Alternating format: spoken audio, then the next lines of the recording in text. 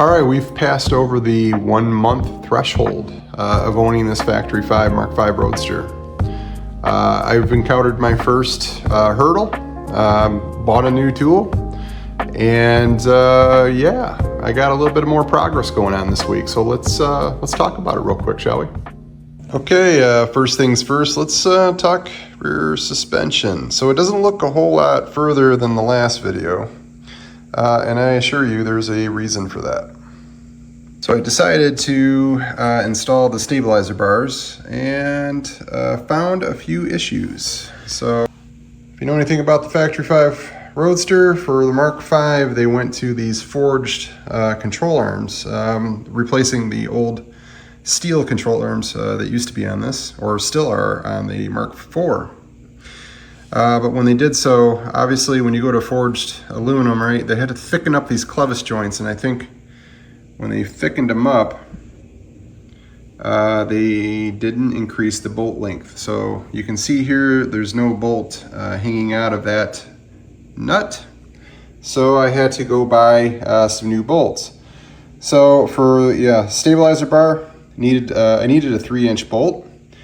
And I bought, a 3.5 inch for the lower spring mount. So I had the same, anything that went through essentially a forged clevis, the bolt had to lengthen by at least 1/4 to 1/2 inch.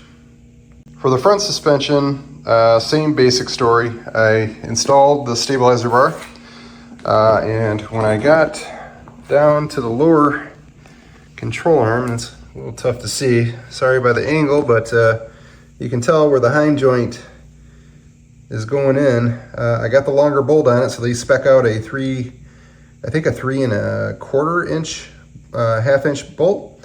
This is actually a 1/2 inch 20, so it's a fine thread bolt.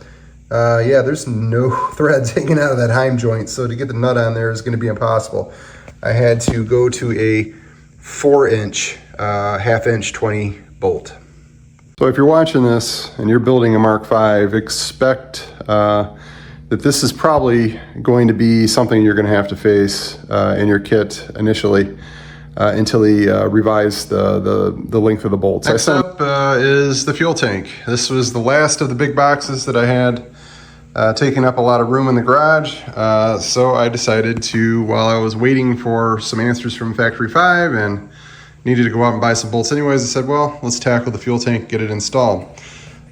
Pretty easy task all in all. The sending unit, very straightforward. You got a couple notches, it fits down in the hole. I put some dressing on there. Don't get the dressing on your hands. It will not come off very easily. And got the EFI in-tank pump installed along with the vent. So yeah, all in all, pretty straightforward, not a tough task. I say actually strapping the tank in place is probably the hardest challenge. These straps were, you can see the bolts there, super tight. They were tough to get initially on, but yeah, you work with it a little bit, you will get it.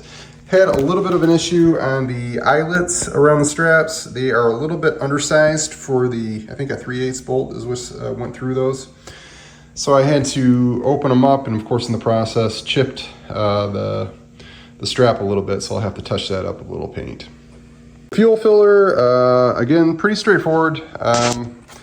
Put the grommets in place, get the fuel filler installed. I would suggest installing this after you get the tank in place. It is obviously sitting above this lower bar, so if you have it in place, it just makes it a little bit tougher to get the tank up in there. So I would say keep the filler out, keep the grommet in, put the filler tube in after you get the tank in place, and you'll be in pretty good shape. Now, keep it loosely installed because you have this locking collar that's attached to this flange down there, right? And what I found is when the tank was almost seated on the bottom of the rails, I couldn't get the fastener to get installed. So I had to actually leave it a little bit loose installed, as low as I can get it, get that strap, retention strap for the filler tube in place and torque down, and then finish strapping the tank in place.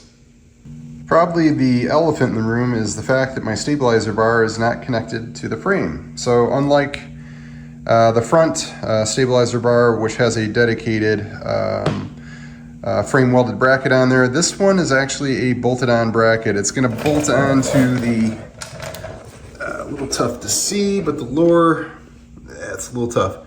The toe link and the lower control arm link that I have in focus there, I got two brackets that mount on that. The brackets that come are just laser cut, bent and welded steel. This is pretty common. I mean, there's a lot of laser cut brackets that are on this vehicle. Anything that was mounted directly to the body, right out of the factory, I think got a powder coat. These did not get powder coated, so it was an opportunity for me to purchase a new tool. Yep, I purchased a DIY powder coater.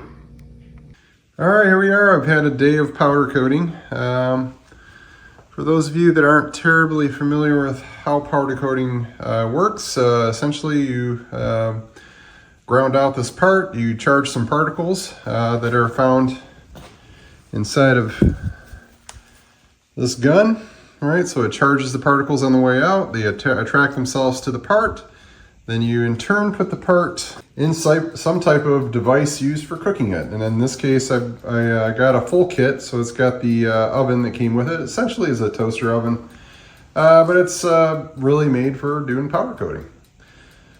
You bake it, get the part temperature up to its temperature that the powder starts to essentially melt and form at.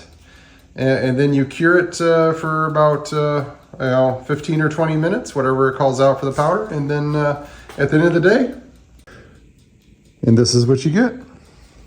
You get a part with a coating of powder coat on it, totally sealed up, ready to go on a vehicle. Pretty cool process. Probably takes all in all about 30 or 40 minutes from start to finish. So all in all, yeah, powder coating was a success. I think it was well worth the money I spent to be able to progress my build without having to send some of these smaller parts out to have them coated. Doing it on my own, it's just satisfaction, right? You get to do it yourself in your own garage. And get great results. I can't complain. I think for smaller parts, if you're going to do a project like this is a fantastic little tool to get you through, and you got something that can carry into projects for the future. So a lot of capability, super easy to use. It was an easy learning curve, I think, all in all. And yeah, the quality of what I got out of it, I'm happy with. So now I can finish up my suspension. That's update number 4 with the Mark 5 Roadster. We'll see you back maybe in a week or two, and yeah, hopefully I'll have all these parts installed and we'll be moving on to something brand new.